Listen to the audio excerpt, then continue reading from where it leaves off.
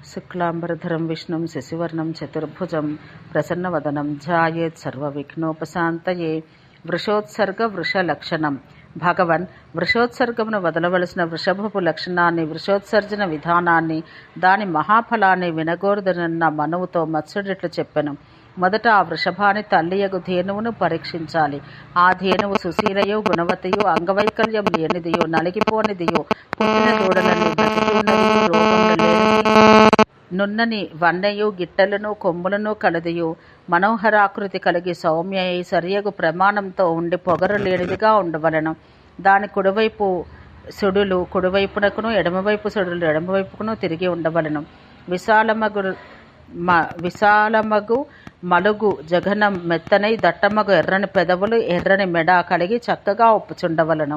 ఆ ధేనువు కొంచెం చామన ఛాయ కలిగి దేహంన ముడతలు లేక విప్పారిన ఎర్రని నాలుకయో విశాలములు నిర్మలములు ఎర్రనివి వైఢూర్యపు వన్నయో తేనెవన్నయో కలవి నీటి బుడగలవలే ఎత్తుగా కనబడినవి ఎర్రని కనుపాపలు కలవి నున్ననివి అగు కన్నులను ఒత్తైన గట్టి గిట్టలను 7 కాని 14 కాని దంతములను చామన ఛాయ గల లవ్ దౌడలను కలిగి ఉండవలను.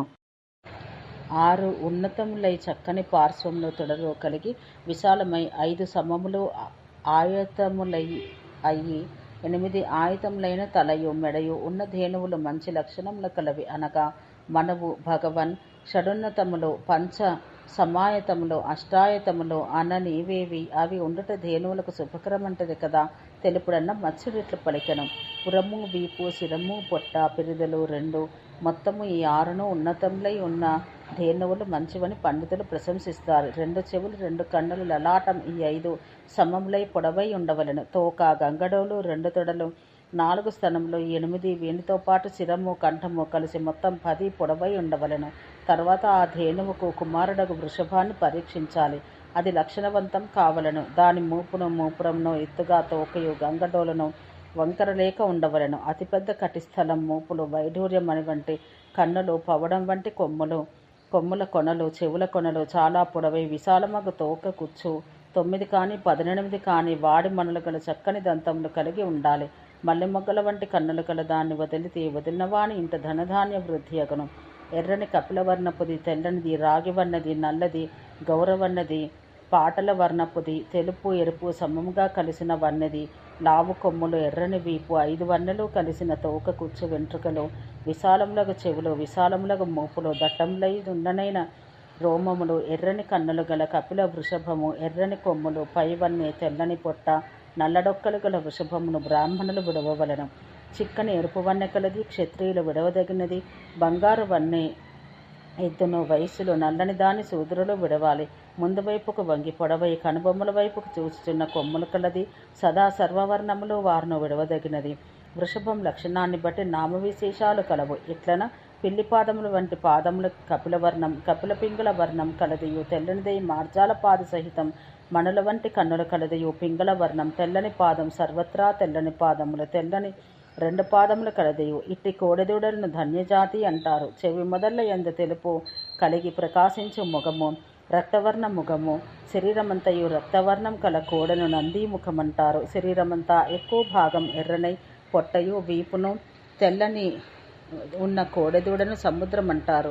ఇదియు వంశవృద్ధి కలిగించును. మల్లెపువ్వు వలె ఉండి పలువన్నెలు కలది పద్మం వలె ఉండి పలువన్నెలు కలదియు భాగ్యవృద్ధి కలిగించును. అవిసపు వన్నె కలదియు మరియు ధన్యతరం ఈ చెప్పినవన్నీ ధన్యవర్గమునకు చెందినవి.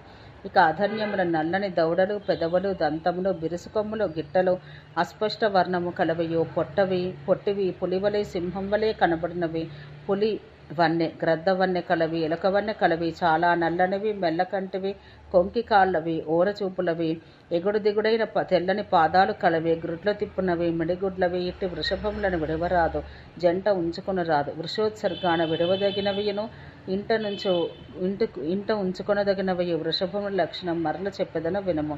స్వస్తికాకారపు కొమ్ములు ఉరుం వంటి కంఠధ్వని పెద్ద కొలత మదపు టేనుగు నడకవలే నడక వెడల్పు రొమ్ము పెద్ద ఎత్తు మహాబలపరాక్రమాలు కలవి. శరీరమంతయు తెల్లని తల చెవులు లలాటం తోక కుచ్చు పాదములు కన్నులు డొక్కలు నల్లగా ఉన్నవి తోక వెంట్రుకలు నేలకు తాకుచూ వేలాడుచుండ తోక మాత్రం లావై ముందుకు సాగినట్లుండునవియో ప్రశస్తములు. రోమశ్రేణియందు శక్త్యాయుధమును ధ్వజమును పతాకమును పోలిన గుర్తులు కలవయు మరలించినప్పుడు కుడివైపుగా మరలనవి చాలా ఎత్తుగా తలయు మెడయు కలవియగు కోడలు వృద్ధిని పలు విధములకు సిద్ధులను జయమును కలిగించును. శరీరమంతా తెల్లనే కొమ్ముల కొనలు కన్నులు మాత్రం ఎర్రనై పగడముల వంటి గిట్టలు గల వృషభం కంటే మేలగునది మరి ఏదియూ ఉండదు. ఇట్టి వాని వదిళ్లను ఇంట ఉంచుకొన్నను మంచిది. ఇవి ధనధాన్య వృద్ధికరములు. పాదములు ముఖము తోక తెల్లనై శరీరమంతా ఎర్రనైన దాన్ని నీల వృషభం అంటారు. దీని వృషభంగా విడవదగునే కాని ఇంట ఉంచుకోరాదు. దీని విషయాన్నే పురాతనమగు గాథ ఇట్లు కలదు. చాలామంది పుత్రులు కావాలని గృహస్థులు కోరుకోవాలి. వారిలో ఒకడైన గయకు పోవునేమో, గౌరియగు రజస్సుల కాకముందు కన్యకు వివాహం చేయునేమో, నీలవృషోత్సర్గం చేయునేమో. రాజా, ఇట్లు సల్లక్షణములు గల వృషభాన్ని తన ఇంట పుట్టిన దాన్ని కాని కొన్ని దాన్ని కాని వదులుట చేసినవాడు తన మరణ విషయాన శోకింపవలసిన పని ఉండదు. అట్టి మహాత్ముడు తుదకు ముక్తి కూడా పొందును. ఓం శాంతి శాంతి శాంతి.